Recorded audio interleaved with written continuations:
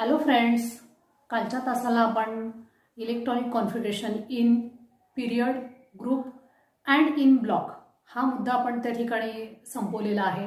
आणि आज आपण या टॉपिकमधला पुढचा point that is 7.4 that is characteristics block wise characteristics of element. As we know that there are 4 blocks in the periodic table. First is S block, second is P, then D and then F. We have to see the characteristic, that is general characteristics of element which are present in these 4 blocks. We will see these characteristics one by one. Firstly, we will see the characteristics of S block elements. मागच्या तासाला आपण electronic configuration बघितलेले आहे. त्याच्यामध्ये पहिला मुद्दा आहे that is characteristics of S block elements. तर as we know that these S block elements they are placed at extreme left of the periodic table. Periodic टेबलच्या एकदम डाव्या बाजूला हे एस ब्लॉकचे एलिमेंट ठेवलेले आहेत. तर त्यांच्या कॅरेक्टरिस्टिक्समध्ये पण आपल्याला पहिल्यांदा सांगता येईल की group first which we called as alkali metals, and group second that is alkaline earth elements, or which we called as alkaline earth metals, they belongs to S block. S block मध्ये group number 1 आणि group number 2 that is alkali metal आणि alkali earth metals त्याच्यामध्ये येतात. दुसरा मुद्दा आहे all these elements which belongs to S block, तर all they are the metals accept hydrogen. Hydrogen वगळता एस ब्लॉकमध्ये येणारे सगळेच्या सगळे इलेमेंट हे मेटल्स आहेत.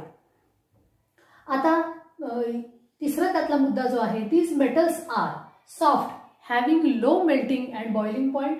Example sodium metal. आपल्याला माहित आहे की sodium metal which is cut by knife, चाकूनी आपण सोडियमचा तुकडा जो आहे, सोडियम हा मेटल आहे असं असलं तरी सुद्धा त्याचा तुकडा आपण चाकूनी कट करतो म्हणजे it is soft. So all the elements which are present in S block they are soft metals having low melting and low boiling point. अर्थातच ते सॉफ्ट असल्यामुळे त्यांचा बॉइलिंग पॉइंट हा कमी असलेला त्या ठिकाणी दिसतो. हा झाला तिसरा मुद्दा. त्यानंतरचा चौथा मुद्दा जो आहे, these metals they are highly reactive and found in combined form. The elements or the metals which are present in S block, they are highly reactive. So they doesn't found in free state. ते मुक्तावस्थेमध्ये आढळत नाहीत. याचाच अर्थ they found in the combined form. ते combined form मध्ये त्या ठिकाणी आपल्याला आढळून येतात. उदाहरणार्थ आपल्याला माहिती आहे सोडियमचा जो मेटल आहे, we kept this sodium under kerosene. आपण हा सोडियमचा तुकडा जो आहे तो हवेमध्ये असा उघडा ठेवू शकत नाही. जरी तो मेटल असला तरी सुद्धा तो आपल्याला रॉकेलमध्ये तो बुडवून ठेवावा लागतो, कारण त्याची रिॲक्टिव्हिटी आपल्याला माहिती आहे की तो हायली रिॲक्टिव्ह आहे. तर एकूणातच एस ब्लॉकमधले हे जे इलेमेंट आहेत ते हायली रिॲक्टिव्ह असणारे असे इलेमेंट आहेत, म्हणून ते आपल्याला मुक्तावस्थेमध्ये आढळून येत नाही, तर ते कंबाइंड फॉर्ममध्ये किंवा कंपाऊंडच्या फॉर्ममध्ये आपल्याला ते पाहायला मिळतात. आणि याच्या पाठीमागचं रिझन काय, तर एस ब्लॉकमध्ये येणारे जे अल्कली मेटल्स आहेत त्यांचा जनरल आउटर इलेक्ट्रॉनिक कॉन्फिगरेशन जे आहे ते आहे NS1. याचा अर्थ हे इलेमेंट अल्कली मेटलचे जे इलेमेंट आहेत त्याच्यामध्ये हायड्रोजनच्या खाली येणारा hydrogen, lithium, sodium, potassium up to francium पर्यंतचे हे इलेमेंट जे आहेत त्यांच्या आउटरमोस्ट शेलमध्ये 1 इलेक्ट्रॉन आहे.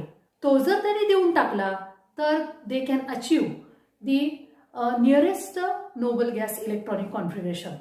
त्यामुळं अल्कली मेटल जे आहेत ते त्यांच्या आउटरमोस्ट शेलमध्ये असणारा हा 1 इलेक्ट्रॉन त्या ठिकाणी देऊन टाकतात and they become unipositive ions, that is they become cation. आणि याच पद्धतीनं अल्कलाइन अर्थ इलेमेंट जे आहेत म्हणजे बेरिलियमच्या खाली असणारे बेरिलियम पासून रेडियम पर्यंतचे जे इलेमेंट आहेत त्यांच्या आउटरमोस्ट शेलमध्ये त्या ठिकाणी 2 इलेक्ट्रॉन असतात. त्यांचं जनरल इलेक्ट्रॉनिक कॉन्फिगरेशन आहे NS2. त्यामुळे हे जर 2 इलेक्ट्रॉन त्यांनी देऊन टाकले तर they can achieve the nearest Nobel gas electronic configuration. तर त्यामुळं ते डाय पॉझिटिव्ह आयन्स फॉर्म करतात आणि यामुळंच हे एस ब्लॉकचे जे इलेमेंट आहेत दे आर हायली रिॲक्टिव्ह. त्यामुळे ते जास्तीचे रिॲक्टिव्ह आपल्याला असलेले त्या ठिकाणी दिसतात. त्यानंतरचा मुद्दा आहे they have low ionisation enthalpy, असं आपण लिहिलेलं आहे. I that is ionisation enthalpy and it is denoted by delta I H. I indicates for ionisation. Ionisation enthalpy म्हणजे काय, तर साध्या भाषेमध्ये आपल्याला सांगता येईल the amount of energy required to remove valence electron. म्हणजे व्हॅलन्स शेलमध्ये असणारा एक इलेक्ट्रॉन घालवून टाकण्यासाठी लागणारी ऊर्जा तिला आपण आयोनायझेशन एन्थाल्पी असं म्हणतो. आता इतक्यातच आपण बघितलं अल्कली मेटल जे आहेत त्यांना त्यांच्या आउटरमोस्ट शेलमध्ये असणारा हा जो एक सिंगल इलेक्ट्रॉन आहे तो देऊन टाकण्याची सवय आहे. कारण का, त्याच्यामुळं त्यांचं त्याच्या आतली असणारी जी शेल आहे ती कम्प्लिटली फिल्ड असणारी होते आणि त्या ठिकाणी त्यांना नियरेस्ट नोबल गॅस सारखं इलेक्ट्रॉनिक कॉन्फिगरेशन अचीव होतं.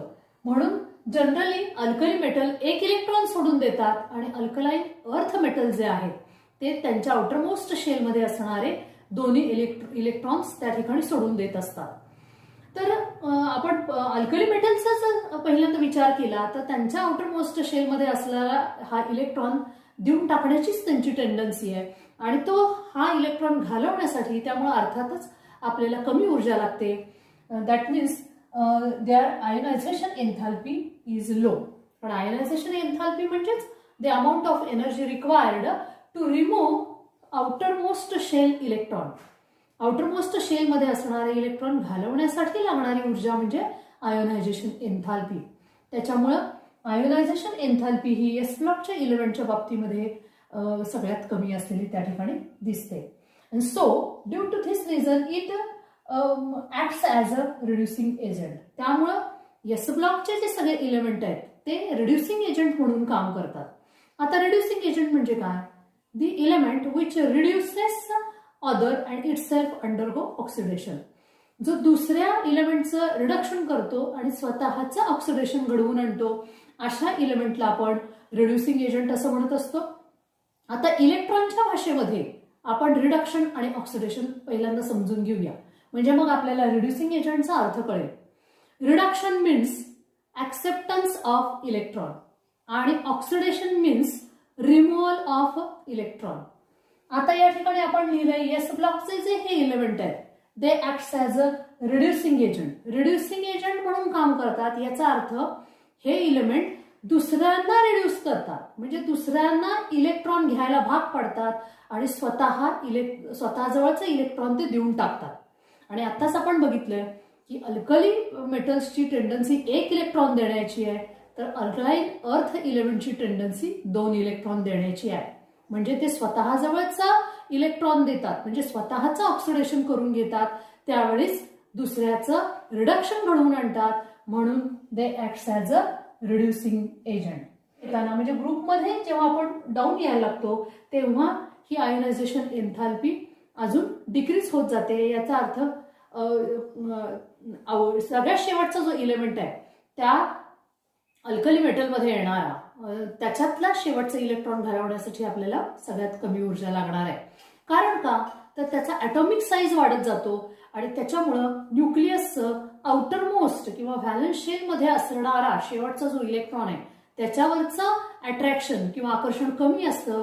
त्यामुळे असा इलेक्ट्रॉन घालवण्यासाठी फारशी ऊर्जा लागत नाही. त्याच्यामुळं जेव्हा आपण टॉप टू बॉटम यायला लागतो म्हणजे हायड्रोजनकडून फ्रान्सियमकडे आपण यायला लागतो तसं तसं आयोनायझेशन एन्थाल्पी डिक्रीज व्हायला लागते.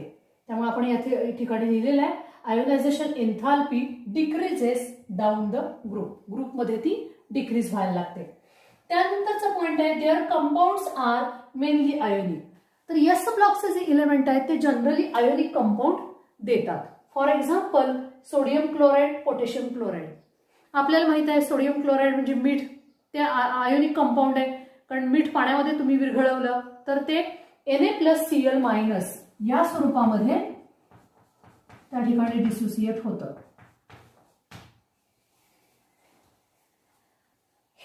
एस ब्लॉकचे इलेमेंट आहेत ते आयोनिक पद्धतीचे कंपाऊंड त्या ठिकाणी देतात. KCl सुद्धा आपल्याला माहिती आहे आयोनिक कंपाऊंड आहे. एक्सेप्शन आहे ते लिथियम आणि बेरिलियमचं. लिथियम आणि बेरिलियम हे कोणत्या पद्धतीचे कंपाऊंड देतात, तर लिथियम आणि बेरिलियम ते प्रिफरेबली फॉर्म कोव्हॅलंट कंपाऊंड्स.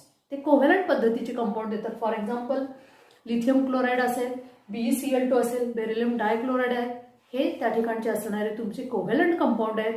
असं का, कारण लिथियम आणि बेरिलियमचा जो साईज आहे, ॲटॉमिक साईज जो आहे तो खूप लहान आहे. त्याच्यामुळं आउटरमोस्ट शेलमध्ये असणारा किंवा व्हॅलन्स इलेक्ट्रॉन ते सहजासहजी देत नाहीत आणि त्याच्यामुळं दे डझंट फॉर्म आयन किंवा दे डझंट गिव्ह आयोनिक कंपाऊंड. त्यामुळे हे दोन इलेमेंट जे आहेत एस ब्लॉकमधले ते मात्र त्या ठिकाणी एक्सेप्शन आहेत, ते आयोनिक कंपाऊंड देत नाहीत. त्यानंतर आपल्याला बघायचं आहे ते characteristics of P block elements. आपल्याला माहिती आहे पी ब्लॉकचे हे जे इलेमेंट आहेत ते पिरियडिक टेबलच्या एक्स्ट्रीम राईट हँड साईडला ठेवलेले आहेत. पिरियडिक टेबलच्या उजव्या बाजूला ठेवलेले आहेत. त्याच्यामध्ये कोणकोणते इलेमेंट येतात, तर ग्रुप 13 टू ग्रुप 18, 13व्या ग्रुप पासून 18व्या ग्रुप पर्यंतचे हे सगळे इलेमेंट हे पी ब्लॉकचे मेंबर आहेत. उदाहरणार्थ हा तुमचा 13वा ग्रुप इथं जो दाखवलेला आहे त्याच्यामधला पहिला मेंबर आहे बोरॉन, म्हणजे बोरॉनची फॅमिली. 14व्या ग्रुपचा मेंबर पहिला carbon, that is carbon family. 15व्या ग्रुपचा नायट्रोजन, नायट्रोजनची फॅमिली. 16व्या ग्रुपची ऑक्सिजन फॅमिली. 17व्या ग्रुपचे हॅलोजन फॅमिली, म्हणजे fluorine, chlorine, bromine, iodine, astatine या पद्धतीनं.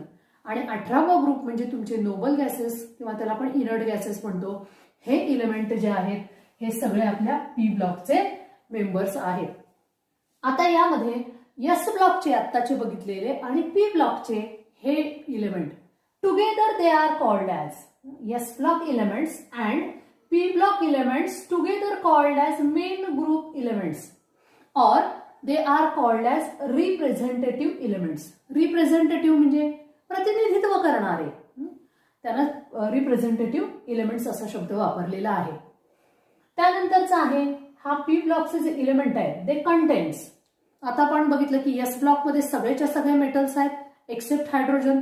त्या पद्धतीनं पी ब्लॉकमध्ये कोण कोण आहे, तर P block content 3 types of element.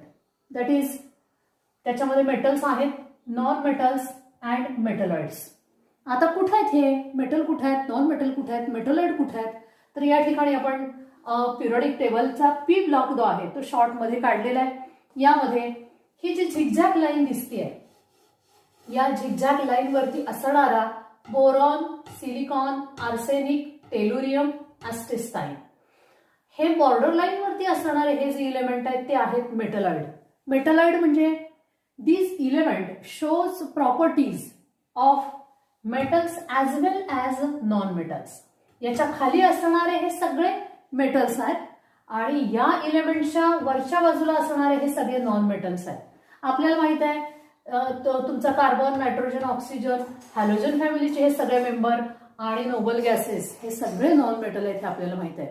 त्यामुळं ह्या बॉर्डर लाईन वरती असणारे हे जे इलेमेंट आहेत त्यांच्या वरचे आहेत ते सगळे नॉन मेटल आहेत आणि त्यांच्या खालच्या बाजूला येणारे हे सगळे मेटल्स आहेत. आणि बॉर्डरवरच्या ह्या इलेमेंट्सना आपण मेटलॉइड्स म्हणतो कारण ते मेटल सारखे गुणधर्म दाखवतात, काही गुणधर्म त्यांचे नॉन मेटल सारखे सुद्धा आहेत.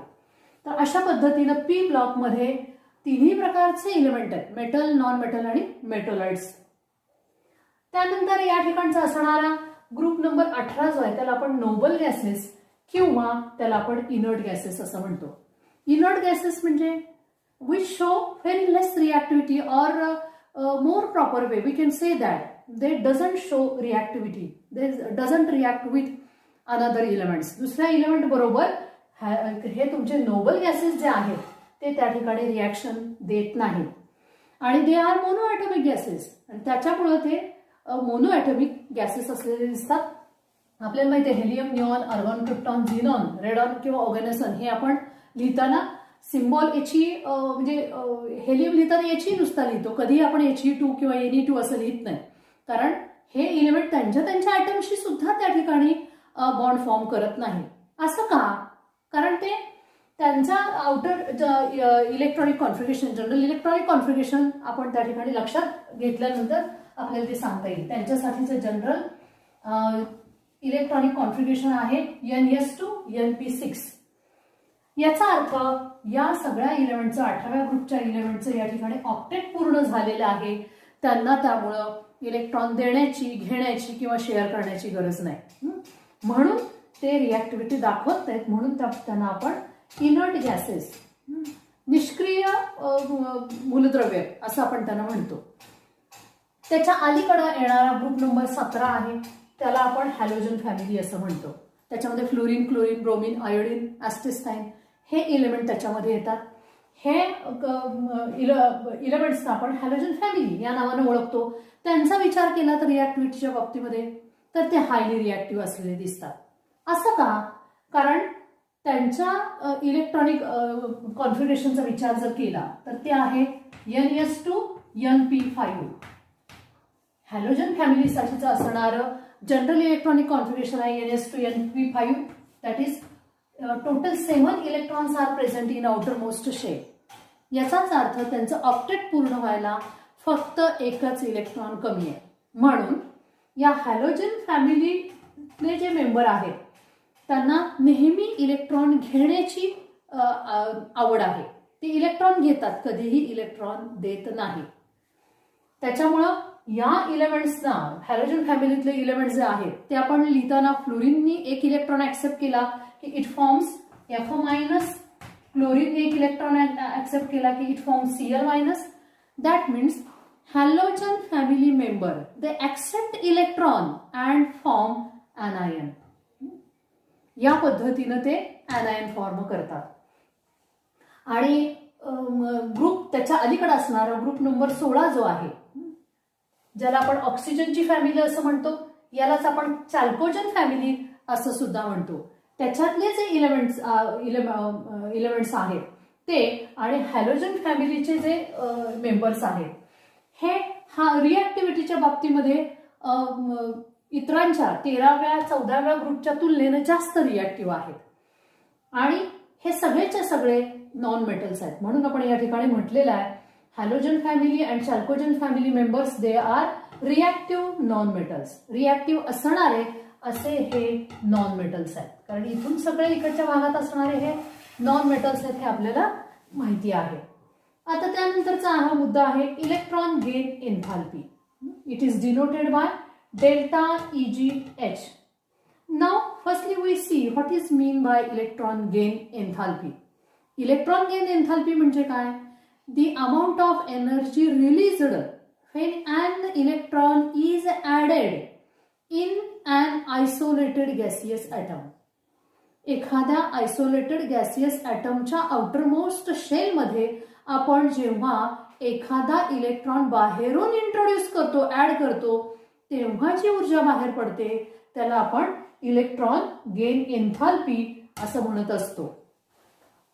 उदाहरणार्थ हॅलोजन फॅमिलीचे जे मेंबर आहेत त्यांच्या आउटर मोस्ट शेलमध्ये 7 इलेक्ट्रॉन आहेत. म्हणजे ऑक्टेट पूर्ण होण्यासाठी त्यांना एकच इलेक्ट्रॉन कमी आहे. त्याच्यामुळं हॅलोजन फॅमिलीचे मेंबर एक इलेक्ट्रॉन ऍक्सेप्ट करतात आणि हा इलेक्ट्रॉन जेव्हा त्यांच्या आउटर मोस्ट शेलमध्ये येतो तेव्हा काही ना काहीतरी एनर्जी रिलीज होते. या ठिकाणी त्यांना एक इलेक्ट्रॉनची आवश्यकता आहे. त्याच्यामुळं त्यांना मुळात या इलेमेंट्सना इलेक्ट्रॉनबद्दल आकर्षण आहे, अफिनिटी आहे. त्याच्यामुळे ते सहजी हा इलेक्ट्रॉन ऍक्सेप्ट करतात. त्यामुळं रिलीज होणारी एनर्जी ही त्या ठिकाणी खूप कमी असते आणि they form negatively charged ions. आता या ठिकाणी X- असं दाखवलेलं आहे, X फॉर नॉन मेटल. म्हणजे उदाहरणार्थ हॅलोजन फॅमिलीचे मेंबर जे आहेत ते एकच इलेक्ट्रॉन ऍक्सेप्ट करतील आणि या पद्धतीनं anion देतील. पण त्याच्या अलीकडचा ऑक्सिजन फॅमिलीचा जर विचार केला तर त्याच्यामध्ये या इलेमेंट्सना ऑक्टेट पूर्ण करायला 2 इलेक्ट्रॉनची कमतरता आहे. म्हणून ऑक्सिजन फॅमिलीमधले जे मेंबर आहेत ते 2 इलेक्ट्रॉन ऍक्सेप्ट करतील आणि they form X2- ion. -2 ion charge असणार आहे असे ते anions ऑक्सिजन फॅमिलीचे मेंबर त्या ठिकाणी देतील. तर त्यांची इलेक्ट्रॉन घेतल्यानंतर रिलीज होणारी एनर्जी म्हणजे इलेक्ट्रॉन गेन एन्थाल्पी ही या इलेमेंटच्या बाबतीमध्ये निगेटिव्ह व्हॅल्यू त्याला असते. आणि दे आर हायली रिॲक्टिव्ह. आपल्याला माहित आहे की फ्लोरीन सारखा इलेमेंट्स जो आहे तो इव्हन डार्कमध्ये, अंधारामध्ये सुद्धा तो त्या ठिकाणी रिॲक्शन देतो. हॅलोजन फॅमिलीमधले मेंबर जे आहेत ते हायली रिॲक्टिव्ह असलेले आपल्याला अगोदरच माहिती आहे. तर ही इलेक्ट्रॉन गेन एन्थाल्पी जी आहे ती या पी ब्लॉकच्या इलेमेंट्सच्या बाबतीमध्ये हायली निगेटिव्ह आहे. असं कशामुळं? तर आपल्याला माहिती आहे की आपण डावीकडून उजवीकडं म्हणजे 17व्या ग्रुपकडे जसं जसं जायला लागतो तसं तसं इलेक्ट्रॉन ॲफिनिटी म्हणजे इलेक्ट्रॉन बद्दलचं आकर्षण वाढायला लागतं. आपल्याला माहिती आहे की हॅलोजन फॅमिलीमध्ये ते आकर्षण सगळ्यात जास्त असतं. कारण का? त्यांचं इलेक्ट्रॉनिक कॉन्फिगरेशन जर आपण 17व्या ग्रुपचे इलेमेंटचं म्हणजे हॅलोजन फॅमिलीचं पाहिलं तर ते आहे NS2 NP5.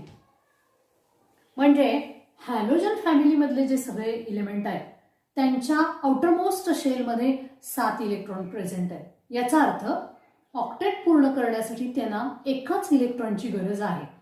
तो एक इलेक्ट्रॉन मिळाला की त्यांना त्यांच्या नियरेस्ट नोबल गॅस सारखं इलेक्ट्रॉनिक कॉन्फिगरेशन अचीव होतं. आणि त्यासाठी हॅलोजन फॅमिलीतले मेंबर जे आहेत ते नेहमीच एक इलेक्ट्रॉन ऍक्सेप्ट करण्याचा प्रयत्न करतात. यानंतरचा पी ब्लॉकसाठीचा या ठिकाणचा मुद्दा आपल्याला सांगता येईल. Metallic character. when we move from left to right, metallic character decreases. That means non-metallic character increases. हा मुद्दा आपण मगा बघितलेला आहे. Non-metallic character increases in period. म्हणजे डावीकडून उजवीकडे जाताना पी ब्लॉकमध्ये आपल्याला त्या ठिकाणी नॉन मेटॅलिक कॅरेक्टर वाढत गेलेलं दिसतं. त्याच्यामुळं सगळे तुमचे आता उदाहरणार्थ हा दुसरा पिरियड जर घेतला तर बोरानंतर येणारा carbon, nitrogen, oxygen, fluorine, neon हे सगळेच्या सगळे नॉन मेटल असलेले दिसतात. तर non metallic character increases in group म्हणजे टॉप टू बॉटम जाताना तुमचा non metal character decreases in group. Top to bottom यायला लागतो आपण तेव्हा त्या ठिकाणी नॉन मेटॅलिक कॅरेक्टर जे आहे ते त्या ठिकाणी डिक्रीज व्हायला लागतं. म्हणजेच दुसऱ्या अर्थानं मेटॅलिक कॅरेक्टर वाढायला लागतं. त्यामुळे या बॉर्डर लाईन खाली तुम्हाला सगळे मेटल्स असलेले त्या ठिकाणी दिसतात. पी ब्लॉकच्या इलेमेंट्ससाठी त्याच्या पुढचा आपल्याला आठवा त्या ठिकाणी कॅरेक्टरिस्टिक सांगता येईल. That is all these elements they acts as a strong oxidizing agent.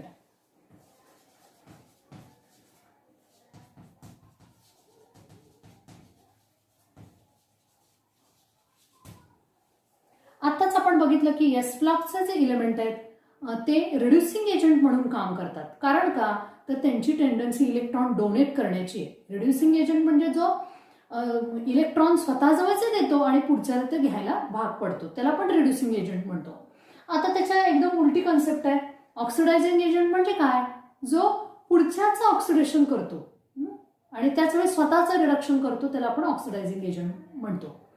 मग ऑक्सिडायझिंग एजंट इलेक्ट्रॉनच्या भाषेमध्ये सांगायचं झालं तर ऑक्सिडायझिंग एजंट कुणाला म्हणायचं? जो स्वतः इलेक्ट्रॉन ऍक्सेप्ट करतो आणि दुसऱ्याला ते इलेक्ट्रॉन द्यायला भाग पाडतो त्याला आपण ऑक्सिडायझिंग एजंट म्हणतो. आणि आत्ताच आपण बघितलं की या पी ब्लॉकमधले जे इलेमेंट आहेत त्यांची टेंडन्सी ही इलेक्ट्रॉन ऍक्सेप्ट करण्याची आहे. उदाहरणार्थ आपण 17वा ग्रुप बघितला ज्याला आपण हॅलोजन फॅमिली म्हणतो. त्यांची टेंडन्सी नेहमीच इलेक्ट्रॉन ऍक्सेप्ट करण्याची असते. त्यामुळे या इलेमेंटच्या बाबतीमध्ये आपण लिहिताना F-Cl-Br-I- असं या पद्धतीने लिहितो. इलेक्ट्रॉन ऍक्सेप्ट करण्याची म्हणजेच टेंडन्सी म्हणजेच they acts as a oxidizing agent. तर असे हे काही त्यांचे जनरल स्वरूपामधले एस आणि पी ब्लॉकसाठीचे कॅरेक्टरिस्टिक्स या ठिकाणी आपल्याला सांगता येईल. यानंतर आता आपल्याला बघायचं आहे ते डी ब्लॉकच्या इलेमेंटचे characteristic. That is C point characteristics of D block elements. आता पहिल्यांदा आपण या डी ब्लॉकच्या इलेमेंटची पोझिशन जी आहे ते त्या ठिकाणी सांगूया. आपल्याला माहित आहे की हे डी ब्लॉकचे इलेमेंट जे आहेत दे are placed in between the elements of S block which are placed at extreme left of the periodic table and the P block elements which are placed at extreme right of the periodic table. त्यांच्यामध्ये आपले हे D ब्लॉकचे element ठेवलेले आहेत. त्या ठिकाणी D ब्लॉकमध्ये कोणकोणते ग्रुप येतात तर डी ब्लॉकचे इलेमेंट म्हणजेच फ्रॉम ग्रुप नंबर 3 to 12 2 पासून 12 नंबरच्या ग्रुपपर्यंत हे जे ग्रुप नंबर 3 to 12 म्हणजे 3 पासून 12 पर्यंतचे हे जे 10 ग्रुप आहेत त्याच्यामध्ये हे आपल्या डी ब्लॉकचे इलेमेंट ठेवलेले आहेत. And these elements they are called as transition elements किंवा they are called as transition metals. That means all the elements which are present in the D block, that is there are 40 elements present in the D block, all they are the metals. ते सगळेच्या सगळे त्या ठिकाणी metal असलेले आपल्याला दिसतील. जसं आपण आता पाहिलं की एस ब्लॉक मध्ये हायड्रोजन वगळता सगळे मेटल आहेत, पी ब्लॉक मध्ये मेटल आहेत, नॉन मेटल्स आहेत आणि मेटलॉइड सुद्धा त्या ठिकाणी आहेत. डी ब्लॉकचे हे 40 इलेमेंट हे सगळेच्या सगळे मेटल आहेत. त्यांना आपण ट्रान्झिशन इलेमेंट्स असं म्हणतो. Transition means trans means in between.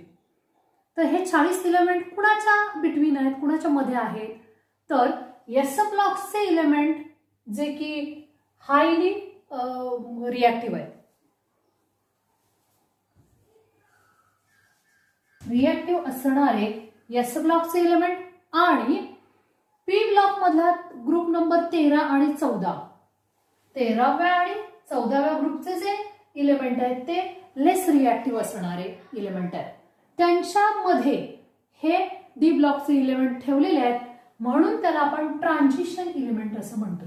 Trans means in between, that is the elements which are placed highly reactive S block elements and less reactive group 13 and group 14 elements, they are called as transition elements.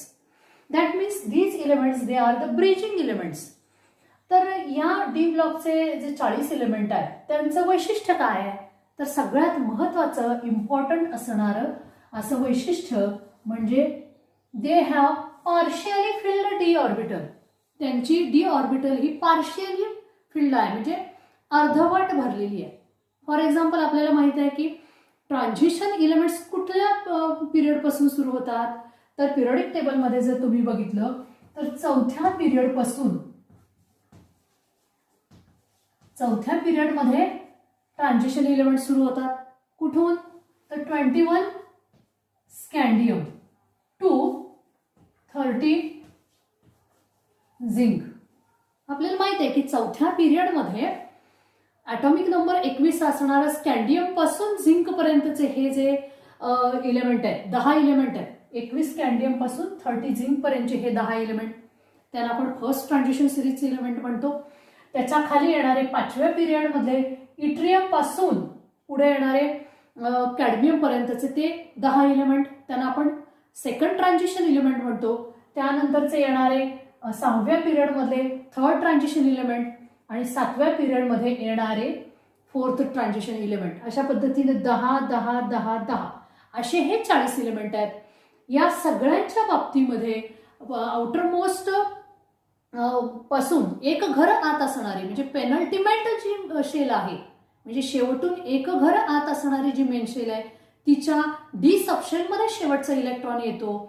अशा सगळ्या इलेमेंटना आपण D ब्लॉकचे element म्हणतो किंवा दुसऱ्या शब्दात सांगायचं झालं तर ज्या इलेमेंटच्या बाबतीमध्ये पेनल्टिमेट डी शेल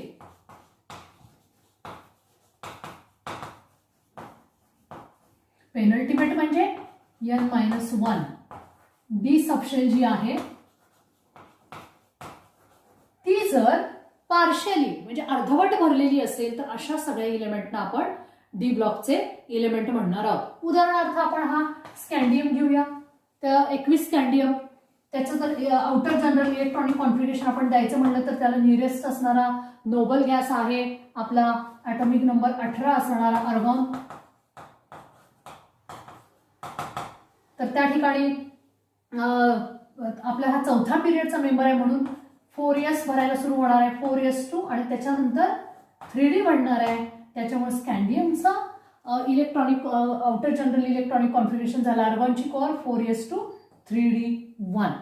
तर या ठिकाणी डी सबशेलमध्ये ही डी सबशेल कोणाची आहे तर पेनल्टिमेट शेलची आहे. पेनल्टिमेट म्हणजे आउटर मोस्टची शेल तिच्या एक घरात असणारी. या ठिकाणी स्कॅन्डियमसाठीची आउटर मोस्ट असणारी शेल आहे 4थ्या क्रमांकाची. तिच्या एक घरात असणारी 3ऱ्या क्रमांकाची जी शेल आहे तिच्या डी सबशेलमध्ये शेवटचा इलेक्ट्रॉन 21वा इलेक्ट्रॉन आलेला आहे. याच पद्धतीनं तुम्ही स्कॅन्डियम पासून पुढे उजवीकडे पिरियडमध्ये गेला तर ॲटॉमिक नंबर 1 न वाढणार आहे. त्यामुळे टिटेनियमसाठीच त्या ठिकाणी इलेक्ट्रॉनिक कॉन्फिगरेशन जर द्यायचं झालं हे आपण अगोदर दिलेलंच आहे की या पद्धतीने लिहिता येईल. आर्गॉनची कोअर 4s2 3d2. याच पद्धतीने 3d4 3d5 आणि झिंकसाठी त्या ठिकाणी तुम्हाला असणार आहे 30 झिंकसाठीचं जनरल आउटर इलेक्ट्रॉनिक कॉन्फिगरेशन आपण लिहू आर्गॉनची कोअर 4s2 3d10. जे या ठिकाणी झिंकमध्ये ही 3D पूर्णपणे भरणार आहे. त्याच्यामुळं कॉपर त्याच्या अगोदरचा मेंबर आहे ॲटॉमिक नंबर 29. इथंपर्यंत या 21 स्कॅन्डियम पासून कॉपर पर्यंत सगळ्या इलेमेंटच्या बाबतीमध्ये डी सबशेल ही अर्धवट भरलेली आहे. 3d1 3d2 3d3 3d4 5 6 7 8 आणि तुमच्या कॉपरसाठी 3d9 येणार आहे.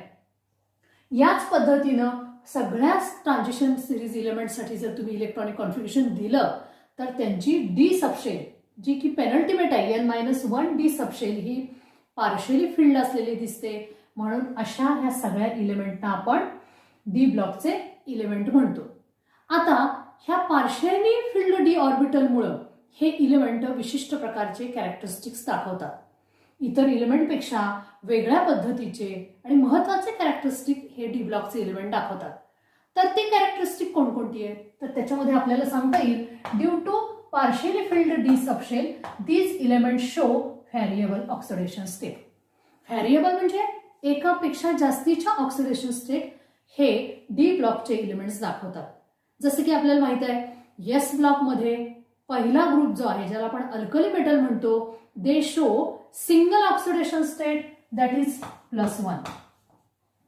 अल्कली मेटल जे आहेत hydrogen lithium sodium potassium rubidium caesium francium तर हे सगळे इलेमेंट जे आहेत ते +1 ऑक्सिडेशन स्टेट दाखवतात. त्यांना फिक्स अशी एकच ऑक्सिडेशन स्टेट आहे आणि ती आहे +1. तसं ग्रुप सेकंड मधले जे इलेमेंट आहेत त्यांच्यासाठी असणारी ऑक्सिडेशन स्टेट कोणती तर +2. एकमेव ऑक्सिडेशन स्टेट ते दाखवतात आणि ती आहे +2. म्हणजे त्यांच्यासाठी फिक्स अशी ऑक्सिडेशन स्टेट आहे. पण डी ब्लॉक मधले हे जे 40 इलेमेंट आहेत ते मात्र अशी फिक्स एकच ऑक्सिडेशन स्टेट दाखवत नाही तर एकपेक्षा जास्तीच्या ऑक्सिडेशन स्टेट दाखवतात. या डी ब्लॉकच्या इलेमेंटसाठी अगदी +8 पर्यंत ऑक्सिडेशन स्टेट +1 पासून +8 पर्यंत त्या ठिकाणी ऑक्सिडेशन स्टेट पाहायला मिळतात. म्हणून आपण त्या ठिकाणी म्हटलेलं आहे दे show variable oxidation state. Variable म्हणजे एकापेक्षा जास्तीच्या ऑक्सिडेशन स्टेट दाखवतात. त्याचं रिझन काय तर त्यांचं पार्शियली फिल्ड डी सबशेल त्यांच्याकडे अपूर्ण भरलेली डी सबशेल असल्यामुळं ते व्हॅरिएबल ऑक्सिडेशन स्टेट दाखवतात. दुसरं त्या ठिकाणी सांगता येईल दे शो कलर्ड कंपाऊंड्स. हे डी ब्लॉकचे जे इलेमेंट आहेत ते कलर्ड कंपाऊंड देतात. उदाहरणार्थ आपल्याला कॉपर सल्फेट माहित आहे आपण CuSO4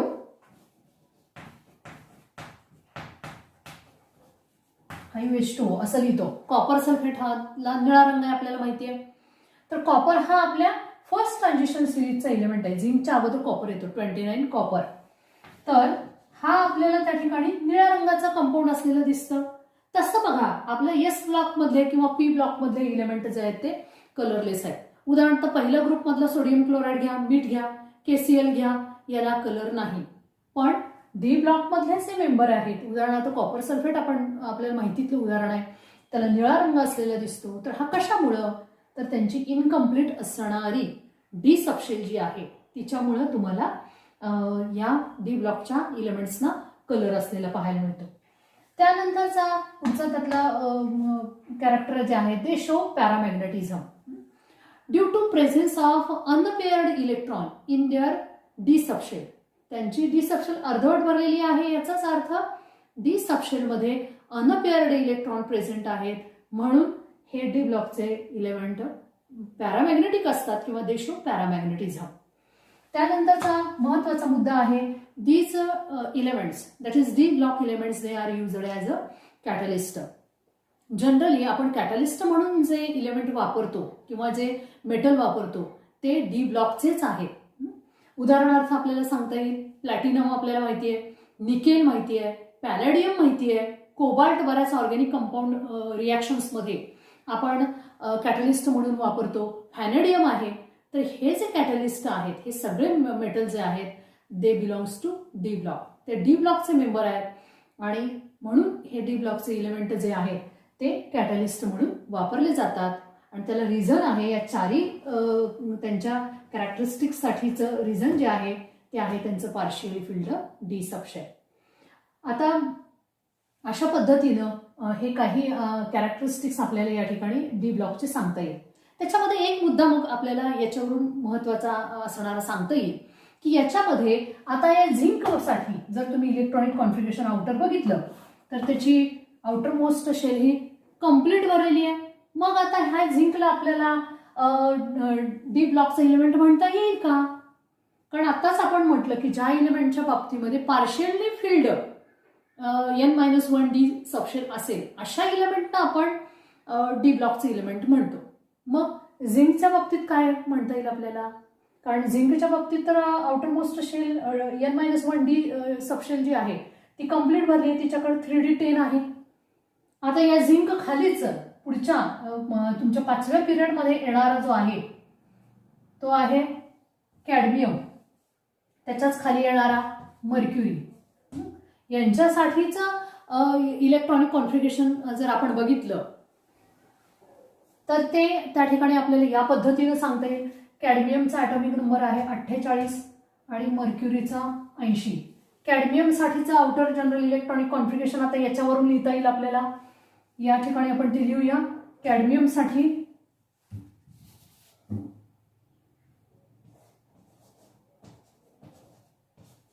क्रिप्टॉनची कोअर, कारण त्याला नियरेस्ट असणारा त्याच्यानंतरचा नोबल गॅस जो आहे तो क्रिप्टॉन आहे.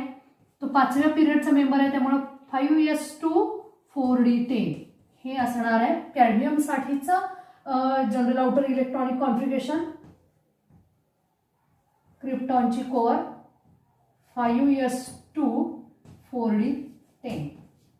तसं मर्क्युरीसाठीचं जनरल आउटर इलेक्ट्रॉनिक कॉन्फिगरेशन येईल झिनॉनची कोअर 6s2, कारण तो 6व्या पिरियडचा मेंबर आहे आणि त्याच्या एक घर आत असणारी म्हणजे 5d मध्ये 10 इलेक्ट्रॉन आहेत.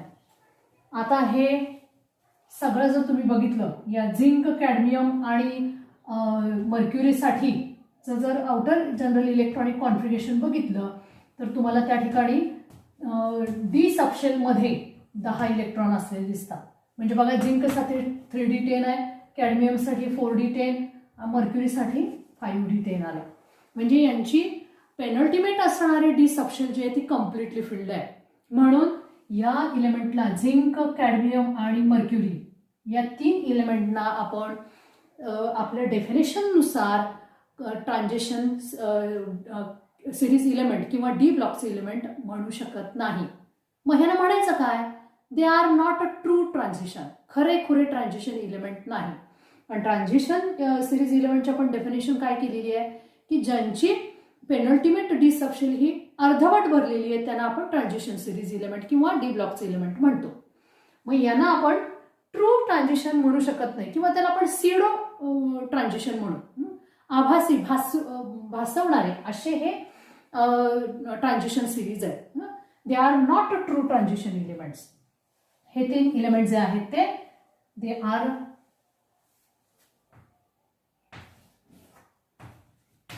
Not true transition.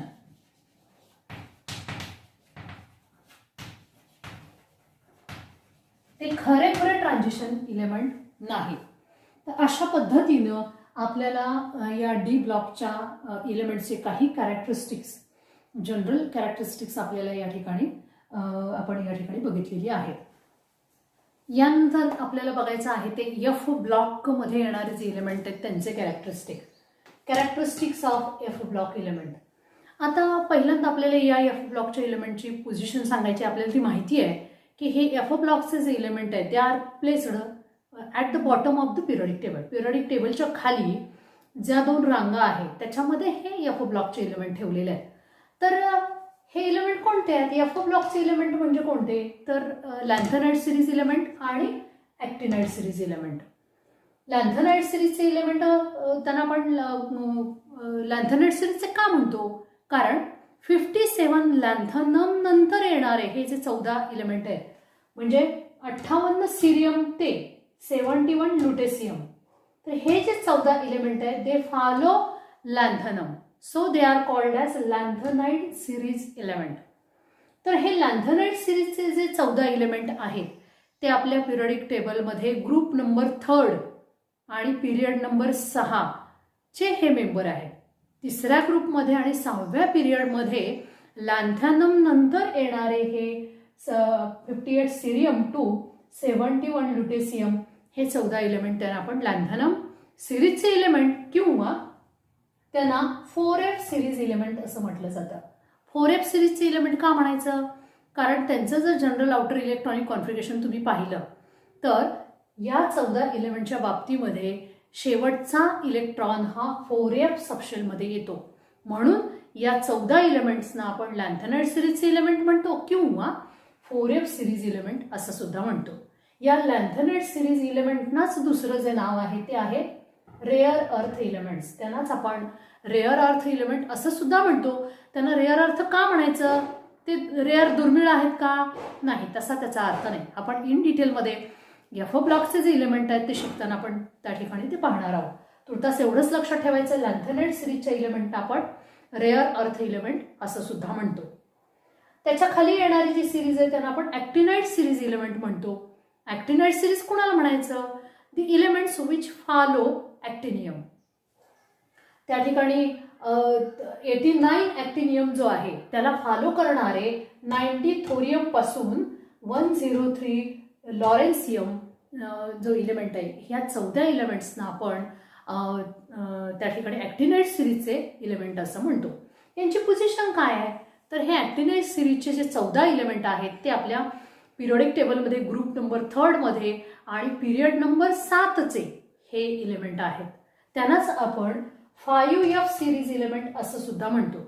कारण या 14 इलेमेंटच्या बाबतीमध्ये शेवटचा इलेक्ट्रॉन हा 5F सबशेलमध्ये येतो. म्हणून या 90 थोरियम पासून 103 लॉरेन्सियम पर्यंतचे हे जे 14 इलेमेंट आहेत त्यांना आपण 5F सिरीजचे इलेमेंट असं सुद्धा म्हणतो. आता हे जे इलेमेंट्स आहेत सगळे 14 लॅन्थनाइडचे आणि 14 ॲक्टिनाइड सिरीजचे, असे 14 इलेमेंट जे आहेत ऑल दे आर मेटल्स. ते सगळेच्या सगळे मेटल्स आहेत. म्हणजे बघा, एस ब्लॉकमध्ये मेटल्स आहेत, डी मध्ये मेटल्स आहेत, एफ मध्ये मेटल आहेत, पी मध्ये फक्त metal plus metalloids plus non metals असं पाहायला मिळतं. म्हणजे पी ब्लॉक वगळता उरलेल्या सर्व ब्लॉकमध्ये तुम्हाला असणारे इलेमेंट हे मेटल्स असलेले दिसतात. These elements, that is our F block elements, they are also called as inner transition elements. That means lanthanide and actinide elements together called as inner transition element. Inner transition means which are inside the transition series. So we called them as a inner transition. Inner transition, that is they are inside the transition series. They are placed inside the transition series, so we called them as a inner transition elements. याच्यामध्ये ॲक्टिनाइड सिरीजमध्ये आपल्याला 90 thorium नंतर येणारा 90 thorium पासून ॲक्टिनाइड सिरीजचे element सुरू होतात. त्यात असणारा 92 युरेनियम जो आहे त्याच्या पुढे येणारे म्हणजे 93 to 104 हे जे इलेमेंट्स आहेत त्यांना आपण पोस्ट युरेनियम इलेमेंट म्हणतो. पोस्ट युरेनियम म्हणजे युरेनियम नंतर येणारे जे इलेमेंट आहेत त्यांना पोस्ट युरेनिक किंवा ट्रान्स युरॅनिक इलेमेंट असं सुद्धा म्हटलं जातं. ट्रान्स म्हणजे त्या 92 युरॅनियम नंतर येणारे जे पुढचे इलेमेंट आहेत त्यांना आपण ट्रान्स युरेनियम इलेमेंट असं म्हणतो. All these transuranic elements they are manmade, they are artificially prepared. ते कृत्रिमरित्या तयार केलेले आणि रेडिओ ऍक्टिव्ह असणारे, they are the radioactive element. सगळेच्या सगळे 92 युरॅनियम नंतर येणारे पुढचे जे एफओ ब्लॉकचे इलेमेंट आहेत ते मॅनमेड असणारे आणि रेडिओ ऍक्टिव्ह असणारे असे इलेमेंट आहेत. तर अशा पद्धतीनं आपण आजच्या तासाला ब्लॉकवाईज कॅरेक्टरिस्टिक ह्या 118 इलेमेंट्स बघितलं. त्याच्यामध्ये एस ब्लॉक, पी, डी आणि एफओ ब्लॉकसाठीचे असणारे कॅरेक्टरिस्टिक फीचर्स जे आहेत ते इलेमेंटचे आपण जनरल स्वरूपातले आज या ठिकाणी पाहिलेलं आहे. आजच्या होमवर्कसाठी म्हणून आपल्या टेक्स्टबुकमध्ये, केमिस्ट्रीच्या टेक्स्टबुकमध्ये पेज नंबर 100 वरती जो प्रॉब्लेम 7.4 दिलेला आहे, सॉल्व्ह करून दिलेला प्रॉब्लेम आहे पुस्तकामध्ये, तो तुम्ही बारकाईने वाचायचा आहे, त्याचा अर्थ समजून घ्यायचा आहे आणि पिरियडिक टेबलचं आजपर्यंत झालेलं शिकवलेलं जो पोर्शन आहे तो व्यवस्थितरित्या टेक्स्टबुकमधला तुम्ही वाचून घ्यायचा.